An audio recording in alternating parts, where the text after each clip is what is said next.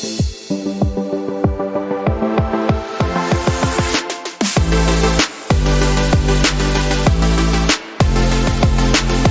मैं कह रहा हूं राहुल गांधी कह रहे हैं कि इस देश में लाउड स्पीकर जो है वो आरएसएस और बीजेपी के पास है। लाउड स्पीकर पर जो फैसला है वो सुप्रीम कोर्ट का है। उस फैसले में जो सरकारी पक्ष था वो यूपीए की सरकार के वक्त रखा गया था।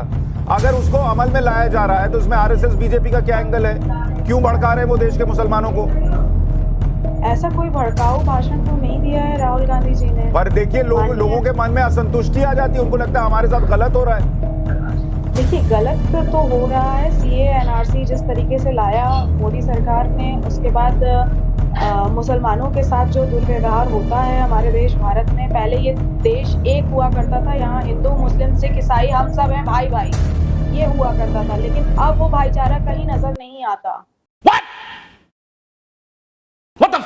अब हिंदू और मुस्लिम अलग अलग माने जाते हैं। पहले एक दूसरे से बात करने से पहले लोग जात सुशांत जी, ये अली कादरी और ये कांग्रेस के नेता इसी पे राहुल गांधी जी ने कहा है और आप इंडियन, अरे सुनिए, इस प्रकार की भाषा आप बैठ के टेलीविजन पर बात कर रही हैं, जो पाकिस्तान और भारत विरोधी बोलता है, जो जिहादी आतंकवादी बोलते हैं कि देश एक नहीं है या मुसलमानों पर अत्याचार है, वही भाषा राहुल गांधी बोल रहे हैं, वही आप बोल रही है, वही अली कादरी राहुल गांधी जी ने ऐसा कोई खतरनाक दिया है कि मेरे जैसे शांत आदमी के अंदर उत्तेजना पैदा हो रही है। ये आदमी एक बार भी बोलने के लिए तैयार नहीं है कि इस प्रकार की भाषा जो लोग बोलते हैं कि देश फट रहा है, मुसलमानों पर अत्याचार हो रहा है, वो गलत है।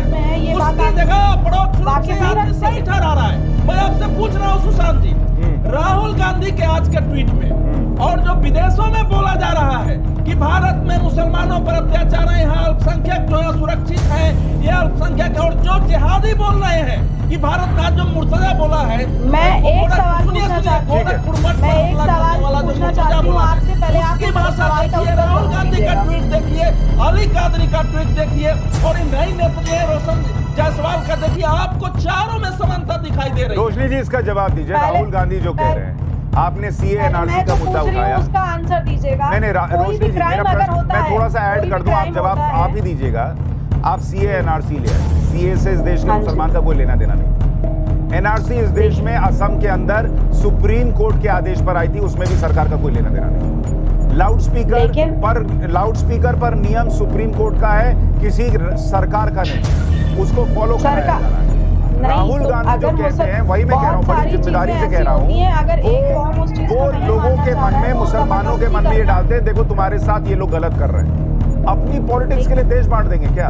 देखिए, मैं ये पूछना चाह रही हूँ कि कोई भी क्राइम होता है तो अगर वो क्राइम हिंदू ने किया रहता है तो एक बार बात होती है, लेकिन अगर वो क्राइम गलती से किसी मुसलमान ने कर दिया होता है तो सारे के सारे आरएसएस वाले, बीजेपी वाले चिल्लाने लगते हैं कि यार ये आतंकवादी है, इसने ये क्राइम कर दिया। रोशनी जायसवाल जी, मैं आपको बताता हूँ, ये मुर्तजा पकड़ा गया, इसको इसी देश के कई न्यूज चैनल्स ने छापा कि आईआईटी ग्रेजुएट हमला करते पकड़ा गया, और वो जो बंदूक तानने पर छापा गया था, राम भक्त उसका नाम छापा गया था।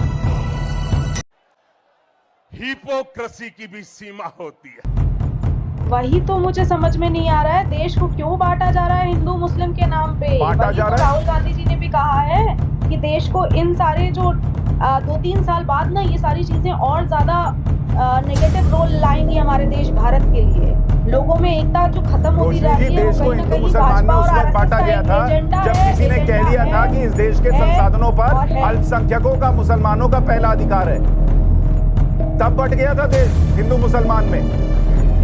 देखिए, मैं अगर आपके चैनल के माध्यम से सारे दर्शकों को याद दिलाऊं कि जितने भी देश में कांड होते हैं, वो अगर कांड गलती से किसी ने मुसलमान ने कर दिया तो वो बहुत ज्यादा आपकी लाइन नहीं समझ पा रहा, आप बार बार गलती से क्यों कहती हैं? हिंदू के लिए आप कह रही है हिंदू कांड करता है, गलती से मुसलमान से हो जाए, मुसलमान से गलती से होगी और हिंदू जो है वो स्वाभाविक तौर पे करेगा, ये आपको क्यों लगता है? अगर यहाँ पे देखिए 17% पॉपुलेशन हिंदुओं की है, लेकिन हिंदुओं को 17% पॉपुलेशन मुसलमानों की है, लेकिन कहा जाता है आरएसएस और बीजेपी वालों की तरफ से कि हिंदू खतरे में है। हिंदू खतरे में कैसे हो गए? सारे मुसलमान खतरे में क्यों कहते हैं? आपके हिसाब से मुसलमान खतरे में बनाना है, आपके हिसाब से मुसलमान खतरे में, हिंदू नहीं है? नहीं, अरे बीजेपी और आरएसएस ने ये एजेंडा शुरू किया है। अरे भाई, मैं उनको थोड़ी ना, मैं कह रहा हूँ आप हिंदू राष्ट्र बनाना है, है गलती से मुसलमान से क्राइम हो जाए, मुसलमान खतरे में।